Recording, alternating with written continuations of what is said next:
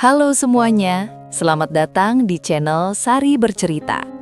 Tempat di mana kata menjadi makna dan makna menyentuh jiwa.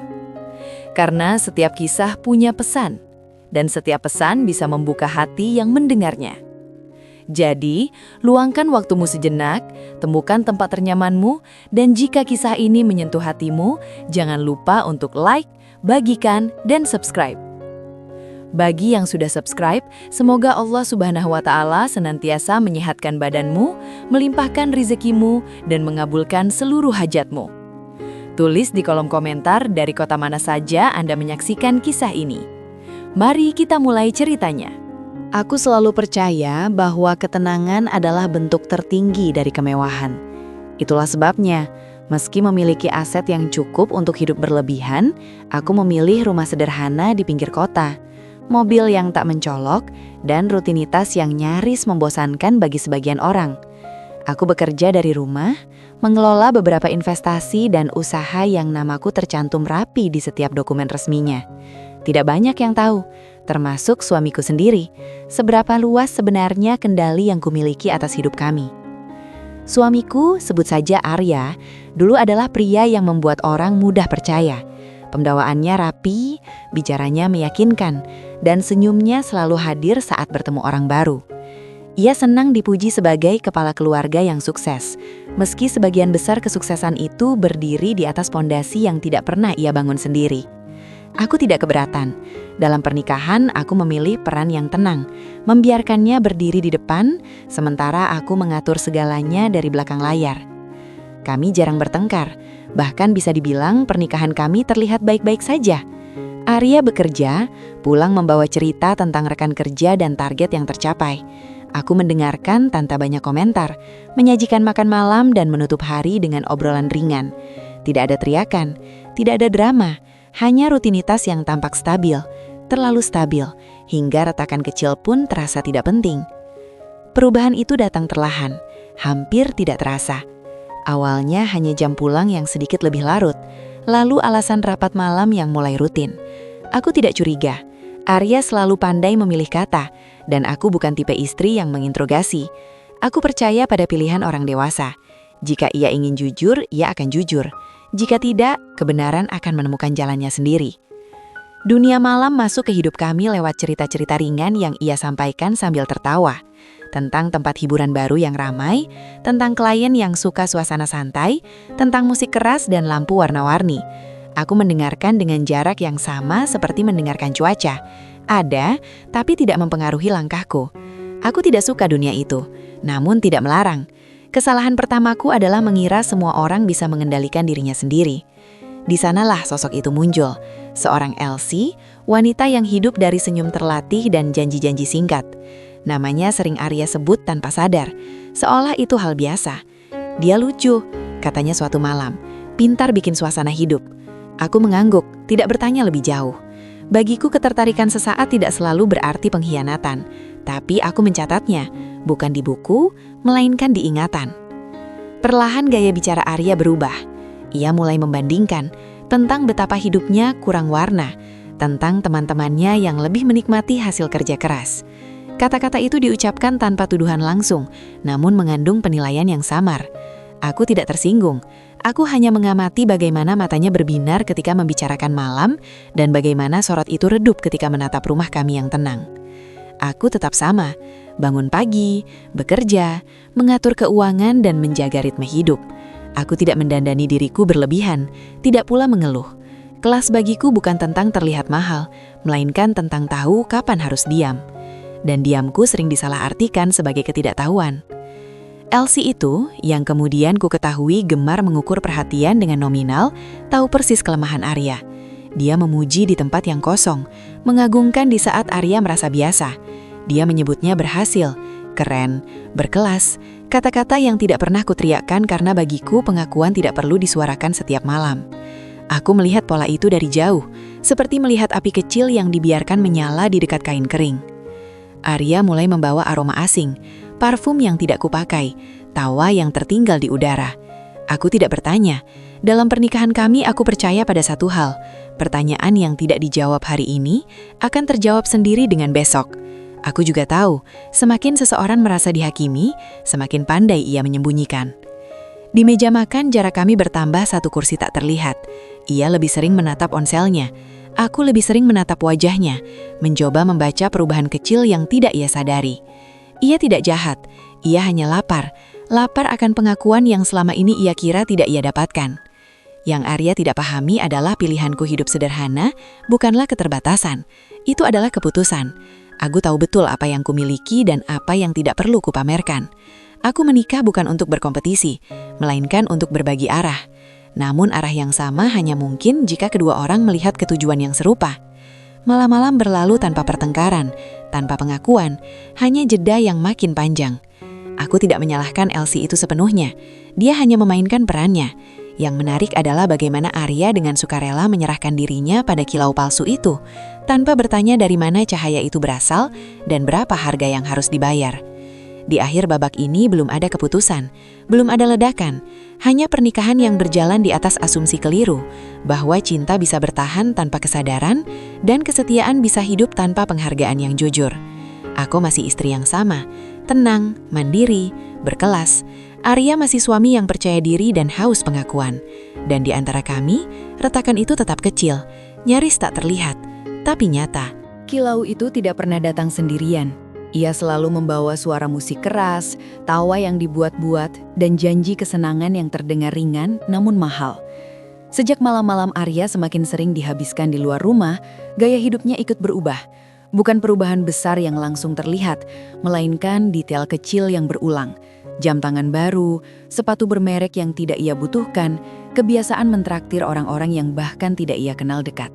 Semua itu ia sebut sebagai bagian dari pergaulan. Elsie itu, perempuan yang sama, tidak lagi sekedar nama yang sesekali terucap. Pengaruhnya terasa nyata, seperti tangan tak terlihat yang mengarahkan keputusan-keputusan Arya. Ia mulai berbicara tentang tempat makan mahal, tentang pentingnya terlihat mapan, tentang hidup yang katanya terlalu singkat untuk dijalani dengan sederhana. Aku mendengarkan, masih dengan ketenangan yang sama. Namun kali ini, aku tidak hanya mendengar, aku mencatat. Arya kini lebih sering memamerkan dirinya, seolah dunia adalah panggung dan ia harus tampil utama. Di hadapanku, ia mulai mengeluh tentang aku yang dianggapnya terlalu tenang, terlalu hemat, terlalu membumi. "Kamu tuh gak ngerti kesenangan," katanya suatu malam, setengah bercanda, setengah menilai. Aku tersenyum tipis, bukan karena setuju, tapi karena aku paham, ia sedang berbicara dengan kata-kata yang bukan miliknya sendiri. Elsie itu pandai menanamkan gagasan, bahwa kesenangan harus dibeli, bahwa cinta perlu dirayakan dengan barang, bahwa hidup sederhana adalah tanda kalah. Ia membungkus keserakahan dengan kalimat manis, dan Arya, yang lama haus pujian, menelannya tanpa saring. Aku tidak menyelah, aku tidak berusaha membuktikan apapun, aku memilih peran yang paling sering diremehkan, pengamat. Aku melihat perubahan sikap Arya di rumah. Ia lebih mudah kesal, lebih sering membandingkan. Istri orang lain aja bisa diajak senang-senang, ucapnya sekali tanpa menyebut nama. Kalimat itu menggantung di udara, mencoba melukai. Aku membiarkannya jatuh sendiri. Aku tahu, orang yang bahagia tidak sibuk membandingkan. Sementara itu, pengeluaran mulai tidak masuk akal. Tagihan kartu kredit meningkat, alasan-alasan pun terdengar semakin kreatif. Aku tidak bertanya. Aku membuka laporan keuangan, memeriksa aliran dana dan menyusunnya dalam kepalaku seperti potongan puzzle. Aku tidak panik, rasionalitas adalah satu-satunya emosi yang kupelihara dengan disiplin. Elsie itu kini tidak lagi sekedar menemani, ia menuntut perhatian, hadiah, dan kepastian. Arya menceritakan semua itu dengan nada seolah ia sedang berjuang demi cinta. Aku melihatnya sebagai seseorang yang sedang belajar membeli validasi. Ia mulai memandangku sebagai penghambat, bukan karena aku melarang, melainkan karena aku tidak ikut bertepuk tangan. Aku tetap menjalani hariku seperti biasa, bangun pagi, bekerja, bertemu rekan dan mengurus investasiku. Aku tetap berpakaian sederhana, tetap berbicara seperlunya. Dalam diam, aku mengamati bagaimana keputusan-keputusan Arya semakin dipengaruhi oleh dunia yang tidak mengenal kata cukup. Aku mengumpulkan bukti, bukan untuk menyerang, melainkan untuk memahami peta permainan yang sedang berubah. Ada pesan-pesan singkat yang kulihat sekilas, ada janji bertemu yang disamarkan sebagai urusan kerja, ada nada suara yang berubah ketika ia menerima telepon di sudut ruangan. Aku tidak memergoki, aku tidak mengkonfrontasi, aku percaya pada satu prinsip, kebenaran paling kuat adalah yang dibiarkan menunjukkan dirinya sendiri. Di sisi lain, Elsie itu semakin berani. Ia mendorong Arya untuk tampil lebih berani, mengunggah gaya hidup mewah, memperlihatkan apa yang tidak sepenuhnya mereka miliki. Pamer menjadi kebutuhan, bukan lagi pilihan. Arya menikmati ron barunya, meski harus mengorbankan ketenangan rumah. Aku tidak menahannya.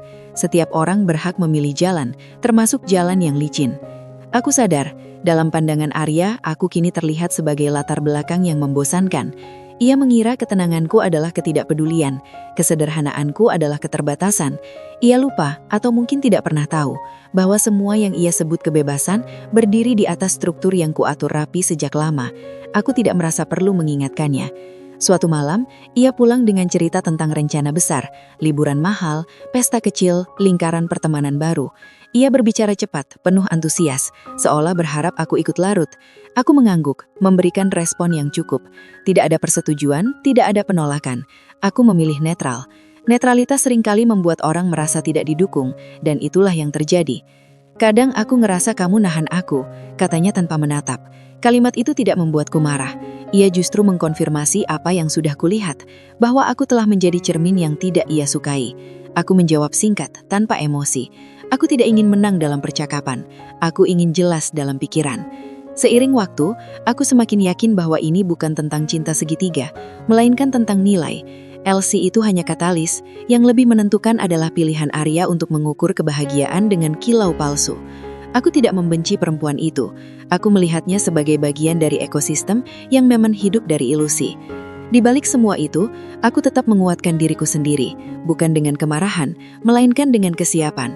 Aku menyusun dokumen, merapikan kepemilikan dan memastikan setiap keputusan tercatat dengan jelas, bukan untuk mengancam, melainkan untuk melindungi. Ketika seseorang mulai menganggap kesenangan lebih penting daripada tanggung jawab, perlindungan diri bukan lagi pilihan, melainkan keharusan. Bab ini berakhir tanpa ledakan, tidak ada pertengkaran besar, tidak ada pengakuan dramatis, hanya jarak yang semakin terasa dan kesadaran yang kian matang. Arya tenggelam dalam kilau yang menipu, Elsie itu berdiri semakin dekat, menagih lebih banyak, dan aku tetap di tempatku, diam, rasional, dan bersiap. Hari itu datang tanpa gemuruh. Tidak ada hujan, tidak ada petir, tidak ada firasat berlebihan. Pagi berjalan seperti biasa. Kopi tersaji hangat, udara rumah tetap tenang. Justru ketenangan itulah yang membuat pengumuman Arya terdengar ganjil, terlalu keras untuk ruang yang sudah lama sunyi. Ia memilih tempat yang menurutnya tepat, di hadapan orang-orang yang selama ini menjadi saksi citra dirinya. Beberapa kerabat, 2 orang teman dekat, dan tentu saja perempuan itu. Elsie yang kini berdiri tanpa rasa canggung, seolah keputusan ini adalah trofi yang pantas dipamerkan. Arya berdiri tegak, dadanya mengembang, wajahnya menyiratkan keyakinan yang hampir arogan. "Aku mau cerai," katanya lugas, tidak bertele-tele. Tidak ada jeda untuk mempertimbangkan perasaanku. Kalimat itu meluncur seperti pengumuman kemenangan. Ia berbicara tentang kebebasan, tentang hak untuk bahagia, tentang hidup yang katanya terlalu lama ia tahan demi orang lain. Setiap kata terdengar terlatih, seolah telah diulang berkali-kali, mungkin di hadapan cermin, mungkin di hadapan perempuan di sampingnya. Ia menyebut namaku dengan nada netral, hampir dingin, seperti menyebut satu fase hidup yang sudah selesai. Aku mendengarkan. Aku berdiri dengan posisi yang sama sejak awal, tangan terlipat rapi, punggung tegak. Tidak ada getaran di suaraku karena aku belum bicara. Tidak ada air mata karena aku tidak merasa kalah. Dalam kepalaku, semuanya berjalan lambat dan jernih, seperti membaca laporan yang sudah kupahami isinya. Arya melanjutkan dengan keyakinan penuh. Ia bicara tentang masa depan yang lebih cerah, tentang hidup yang lebih hidup. Tatapannya sesekali melirik perempuan itu, mencari penguatan. Elsie itu tersenyum kecil, penuh kemenangan. Seolah keberhasilannya hari ini adalah bukti bahwa kilau selalu menang atas ketenangan. Aku tahu, di mata mereka aku seharusnya runtuh, seharusnya memohon, seharusnya marah, menangis, atau setidaknya mempertanyakan. Tapi aku tidak melakukan satu pun dari itu. Aku tetap diam, bukan karena tidak punya kata, melainkan karena tidak semua perpisahan butuh perlawanan. Ketika akhirnya aku bicara, suaraku terdengar datar, terkendali. Aku mengangguk pelan. "Kalau itu keputusanmu," kataku singkat. Tidak ada kalimat tambahan, tidak ada syarat, tidak ada drama. Keheningan jatuh seperti kain berat. Beberapa orang tampak bingung. Mereka menunggu ledakan emosi yang tidak kunjung datang. Arya sendiri terlihat sedikit terganggu, bukan karena penolakanku, melainkan karena ketiadaan reaksi. Ia mengira akan mendapatkan adegan penegasan, bukti bahwa ia benar-benar penting untuk diperjuangkan. Yang ia dapatkan justru penerimaan yang dingin. "Jadi, kamu setuju?" tanyanya, nada suaranya naik setengah oktav. Ada harap sekaligus tantangan di sana. "Aku menghormati keputusanmu," jawabku. Itu saja. Tidak ada kebencian di dadaku. Yang ada hanyalah kepastian. Aku sudah melihat ini datang bukan sebagai kejutan, melainkan sebagai hasil dari serangkaian pilihan yang ia buat sendiri. Aku tidak merasa perlu mengingatkan apapun. Orang yang merasa menang tidak mau diingatkan. Ia ingin dielu-elukan. Arya tersenyum lebar, terlalu lebar. Ia berbicara lagi, kali ini dengan nada ringan hampir meremehkan. Tentang bagaimana hidupnya akan berubah, tentang rencana-rencana yang katanya sudah matang. Ia ingin semua orang tahu bahwa ia melangkah ke depan, bukan mundur. Ia ingin menegaskan bahwa perceraian ini adalah peningkatan. Aku melihatnya dengan jarak emosional yang sama seperti melihat orang asing berbicara tentang mimpi. Aku tidak memotong, aku tidak mengoreksi. Aku tahu, keyakinan yang terlalu keras seringkali adalah tanda dari sesuatu yang rapuh. Elsie itu berdiri lebih dekat dengannya sekarang. Tangannya menyentuh lengan Arya dengan kepemilikan yang terang-terangan. Gestur itu disengaja, sebuah pesan visual bahwa peran telah berganti. Aku tidak menatapnya lama. Aku tidak perlu. Keberadaannya hari itu tidak lebih dari simbol dari keputusan Arya sendiri. Beberapa orang mencoba mencairkan suasana dengan kata-kata netral. Aku menjawab seperlunya. Tidak ada nada sinis, tidak ada kalimat menusuk. Aku tidak ingin menjadi antagonis dalam cerita yang bukan lagi milikku. Dalam diriku, sudah ada jarak yang cukup untuk melihat semuanya sebagai proses, bukan tragedi. Yang paling ironis adalah ekspresi Arya ketika menyadari aku benar-benar tidak akan melawan. Kemenangannya terasa setengah matang. Ia menang tapi tidak ada yang kalah secara dramatis. Ia bebas tapi tidak ada yang terpuruk. Dalam keheningan itu, aku melihat sesuatu yang ia tidak sadari. Kegelisahan kecil tersembunyi di balik kesombongan. Aku menandatangani dokumen yang disodorkan tanpa ragu. Tanganku stabil, tinta mengalir rapi, seperti keputusan yang sudah lama kukukuhkan di dalam kepala. Saat pena terangkat, aku menghembuskan nafas pelan. Bukan lega, melainkan selesai. Tidak ada pelukan perpisahan, tidak ada kata-kata penutup yang manis. Aku melangkah pergi dengan langkah yang sama seperti saat aku datang. Tegak, tenang, dan utuh. Beberapa pasang mata mengikutiku, mencoba membaca apa yang mereka tidak mengerti. Di luar, udara terasa sama. Tidak lebih ringan, tidak lebih berat. Aku berhenti sejenak bukan untuk menangis, melainkan untuk memastikan satu hal. Aku tidak kehilangan diriku sendiri. Dan jawabannya jelas. Aku masih di sini dengan kendali penuh atas sikap dan pikiranku. Di belakangku, Arya mungkin merasa telah memenangkan babak penting dalam hidupnya. Ia mungkin mengira ketenanganku adalah tanda kekalahan tertunda. Ia tidak tahu dan belum perlu tahu bahwa ketenangan itu adalah pilihan sadar, bukan keterpaksaan. Perceraian itu terjadi tanpa air mata, tanpa suara pecah. Justru karena itulah ketegangannya terasa tajam. Ironinya sempurna. Ia merasa menang di depan banyak orang, sementara aku pergi tanpa merasa kalah. Tidak ada pengumuman, tidak ada pesan panjang, tidak ada perpisahan dramatis dengan benda-benda yang selama ini disebut harta bersama oleh orang-orang yang tidak pernah membaca dokumennya. Hari itu dimulai seperti hari kerja biasa, dengan daftar tugas yang tertata rapi dan secangkir kopi yang kuminum pelan. Bedanya, pagi itu aku tahu persis apa yang akan kulakukan dan mengapa. Aku tidak menjual apapun karena marah. Amarah selalu terburu-buru, Keputusanku tidak.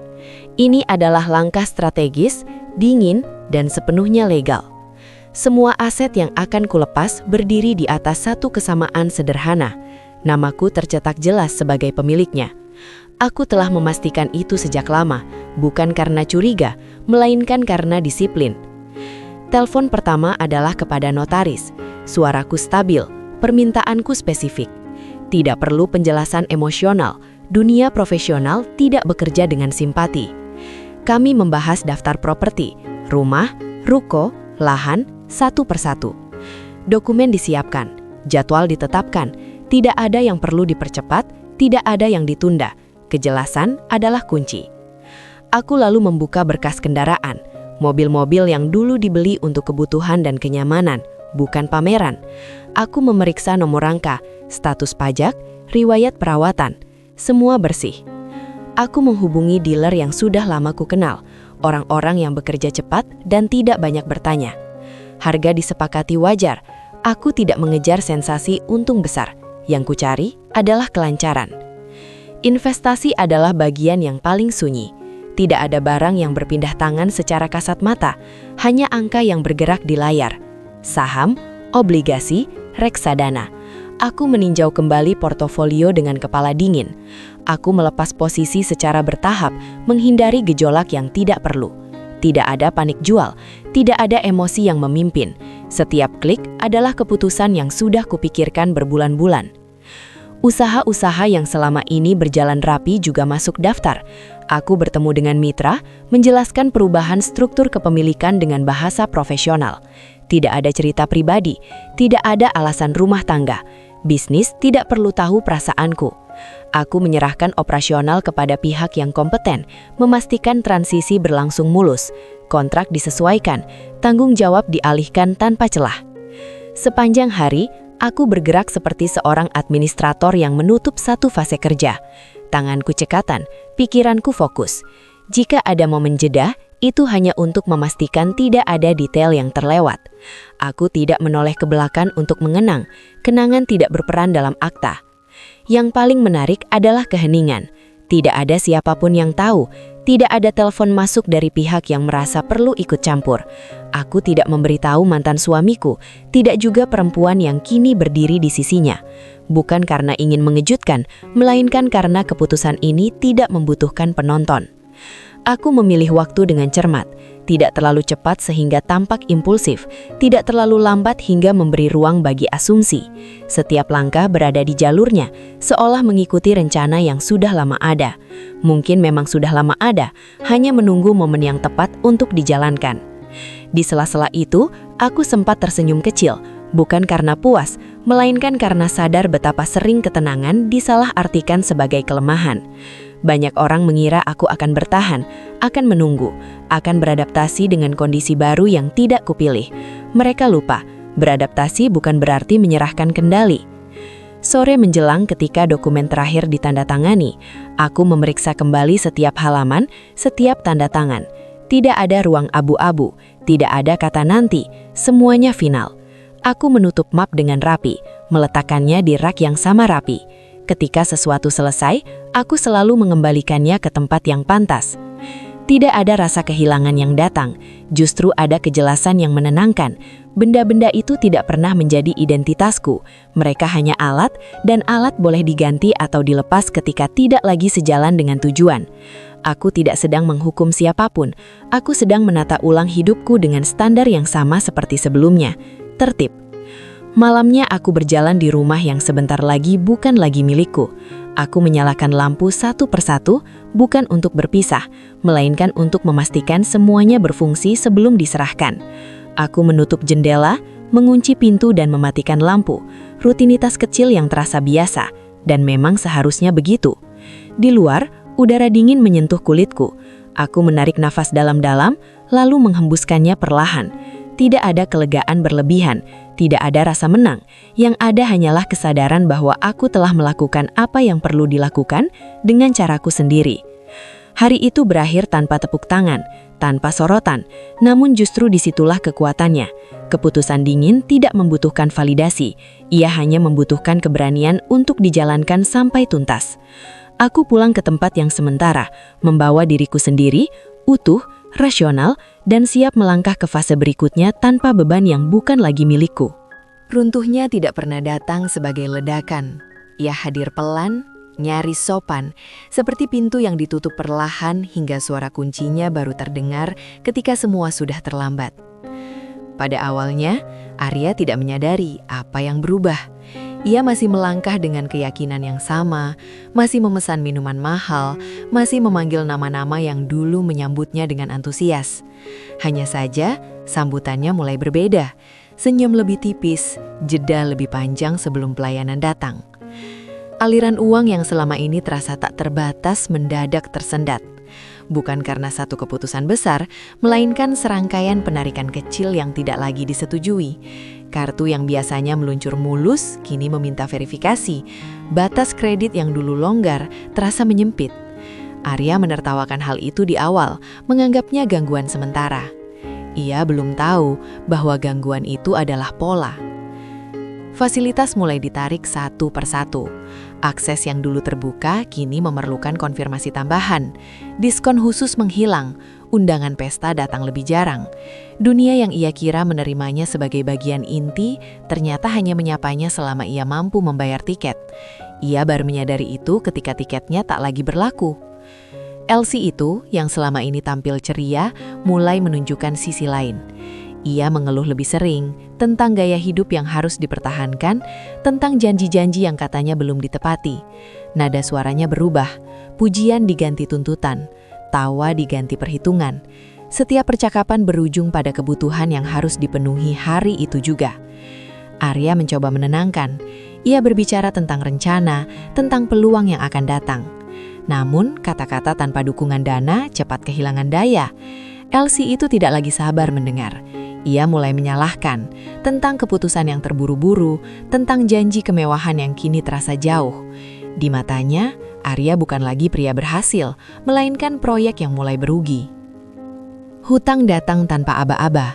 Tagihan yang dulu tertutup otomatis kini menumpuk di meja.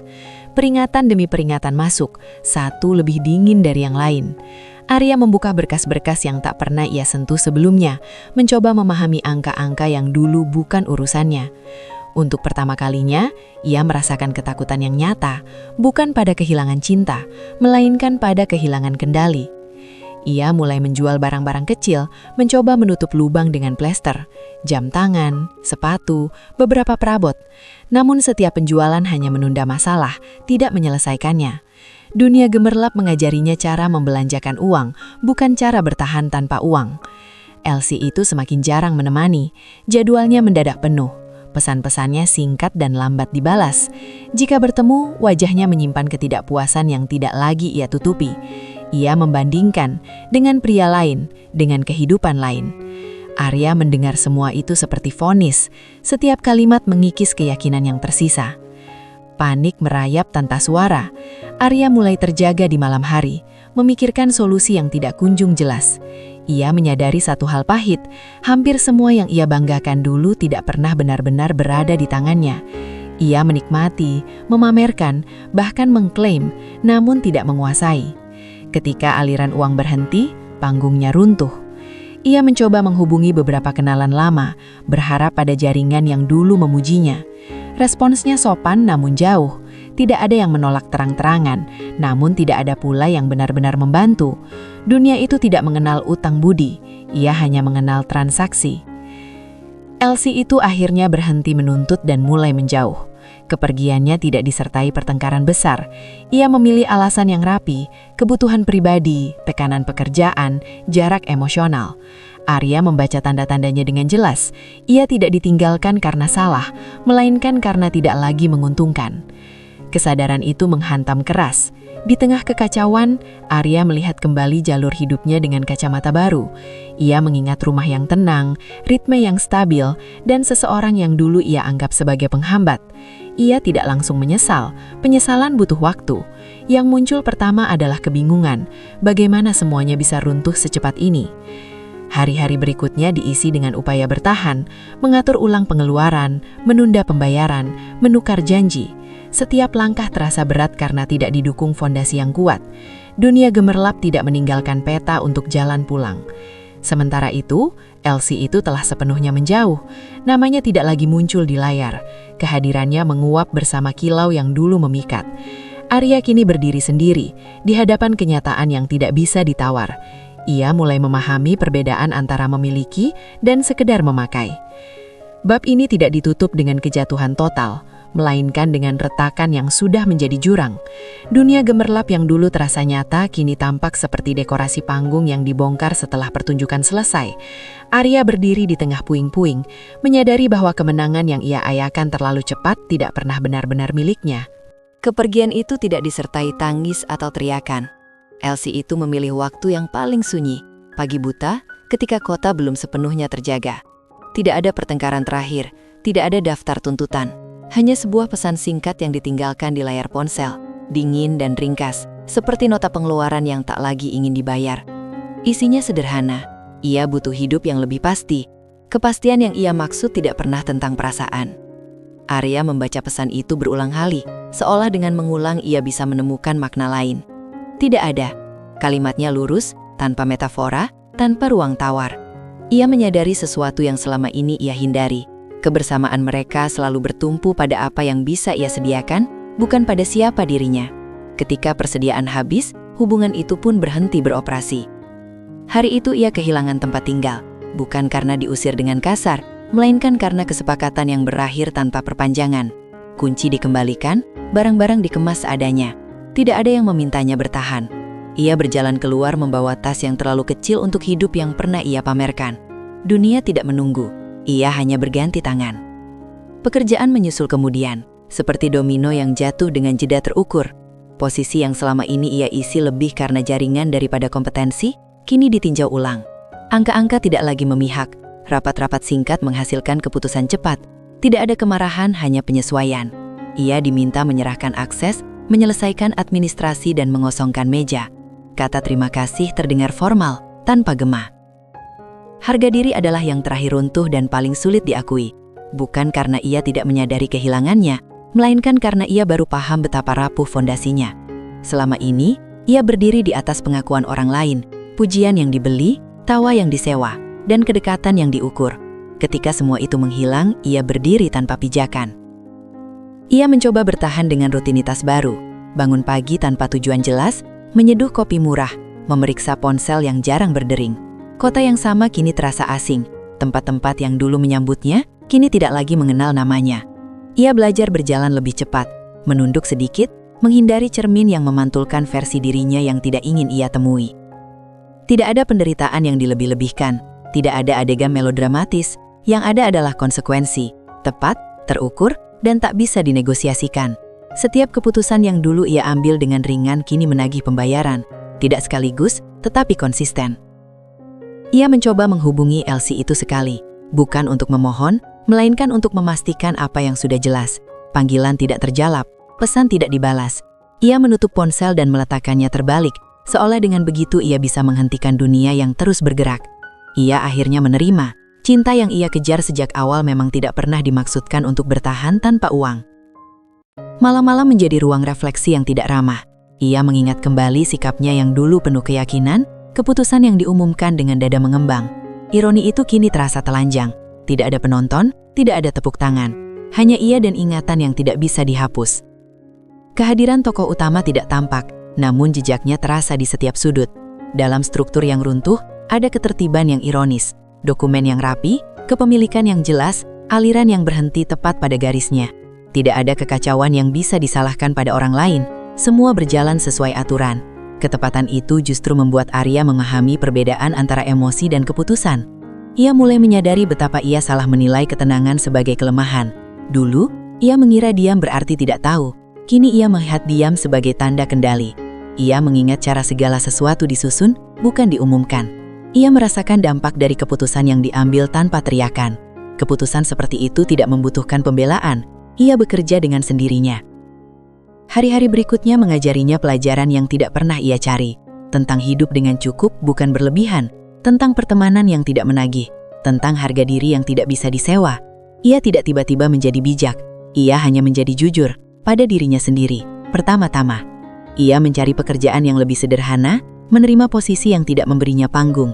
Ia belajar mendengar tanpa ingin dikagumi. Ia menyewa tempat kecil, menata ulang kebiasaan. Tidak ada romantisasi kemiskinan, ada penerimaan terhadap batas. Ia mulai mengerti bahwa kebebasan tanpa tanggung jawab adalah jebakan yang mahal. Dalam kesunyian itu, ia memahami bahwa keputusan-keputusan besar tidak selalu perlu diumumkan untuk berdampak. Ada kekuatan dalam tindakan yang tidak mencari validasi, dan ada kehancuran dalam kemenangan yang hanya hidup dari sorak. Bab ini berakhir tanpa penebusan instan. Tidak ada pertemuan kembali, tidak ada pengakuan dramatis. Hanya seorang pria yang berdiri di titik terendah, belajar membaca ulang hidupnya dengan huruf yang lebih kecil dan jujur. Ketika cinta diukur dengan uang, ukurannya akan berhenti bekerja saat uang itu habis. Dan pelajaran itu, sekali dipahami, tidak pernah benar-benar pergi. Pagi datang tanpa gegap gempita. Tidak ada lonceng kemenangan, tidak ada pengumuman tentang hidup baru. Hanya cahaya yang masuk melalui jendela, menyentuh lantai dengan cara yang lembut dan jujur. Aku menyeduh kopi, duduk sebentar, lalu membuka buku catatan yang sudah lama menungguku. Halaman pertamanya kosong, dan aku menyukainya. Kosong berarti siap. Aku tidak pindah untuk melarikan diri. Aku pindah karena memilih. Tempat baruku sederhana, rapi, dan cukup. Tidak ada barang berlebih yang mengikat ingatan. Setiap sudutnya kupilih dengan kesadaran penuh. Meja kerja yang menghadap jendela, rak buku yang tidak berteriak, kursi yang nyaman untuk berpikir. Di sini, aku bernafas dengan ritme yang kupilih sendiri. Aku kembali bekerja seperti biasa, dengan ketelitian yang sama, tanpa tergesa. Aku membangun ulang portofolio dengan prinsip yang tidak berubah. Legal, terukur, dan berjangka. Tidak ada cerita besar yang perlu dibagikan. Keberlanjutan tidak butuh sorotan, ia butuh konsistensi. Aku menolak beberapa tawaran yang menjanjikan sensasi cepat.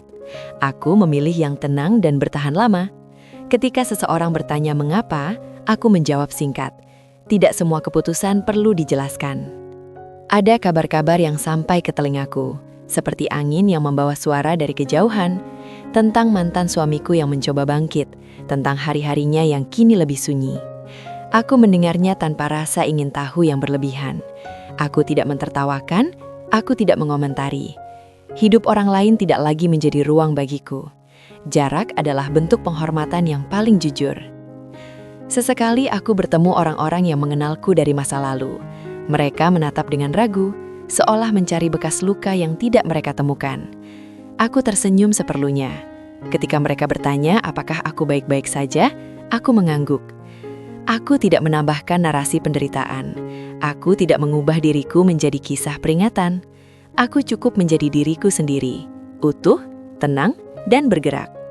Aku belajar bahwa martabat tidak datang dari apa yang kita miliki, melainkan dari apa yang kita tolak untuk pertahankan. Aku menolak hubungan yang menukar rasa aman dengan validasi palsu. Aku menolak kebiasaan menjelaskan pilihan kepada orang yang tidak menanggung akibatnya. Aku menolak gagasan bahwa perempuan harus runtuh agar perpisahan terlihat adil. Hari-hariku tidak dramatis. Aku bangun pagi, bekerja, makan siang dengan sederhana, berjalan sore, dan tidur tanpa beban. Di sela-sela itu, aku menulis. Bukan untuk publikasi, melainkan untuk merapikan pikiran. Kata-kata menolongku melihat hidup sebagai rangkaian keputusan kecil yang jika dijalani dengan jujur akan membentuk arah yang besar. Ada momen ketika aku melewati tempat-tempat lama, jalan yang pernah kami lewati bersama, kafe yang dulu menjadi persinggahan. Aku tidak menghindar, aku juga tidak berhenti lama. Kenangan tidak perlu diusir, ia cukup dibiarkan lewat. Aku mengerti sekarang.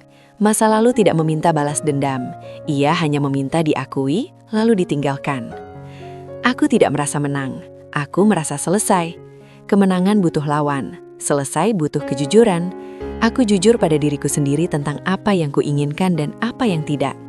Aku jujur tentang batas, dan kejujuran itu, perlahan, membangun hidup yang tidak berisik namun kokoh. Suatu sore, aku menerima pesan singkat dari nomor yang kukenal. Isinya sopan, canggung, dan singkat. Tidak ada permintaan bertemu, tidak ada pengakuan panjang. Aku membaca, lalu menutup ponsel. Aku tidak membalas, bukan karena dendam, melainkan karena aku sudah berada di halaman yang berbeda. Tidak semua pintu harus dibuka kembali hanya karena diketuk. Aku memilih untuk menanam bukan memamerkan, menyusun bukan mengumumkan, menjaga bukan membuktikan. Orang-orang yang berada di sekitarku kini hadir karena ingin, bukan karena butuh. Percakapan kami ringan, tertawa kami jujur. Tidak ada yang menagih, tidak ada yang menjanjikan. Ketika malam tiba, aku mematikan lampu satu persatu dengan rasa cukup. Aku berdiri sejenak di depan jendela, melihat kota yang bergerak tanpa menungguku. Aku tersenyum.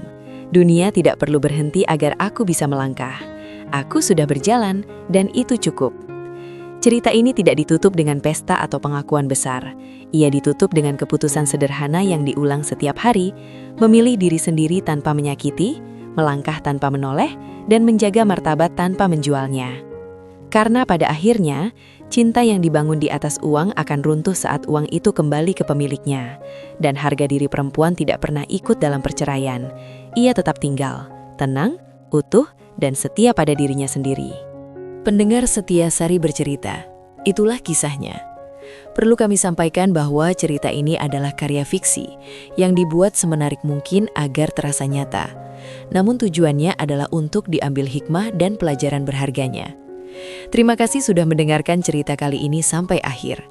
Jika kalian menyukai cerita ini, jangan lupa tinggalkan komentar, berikan like, dan subscribe channel Sari Bercerita untuk cerita-cerita menarik lainnya. Sampai jumpa di cerita berikutnya.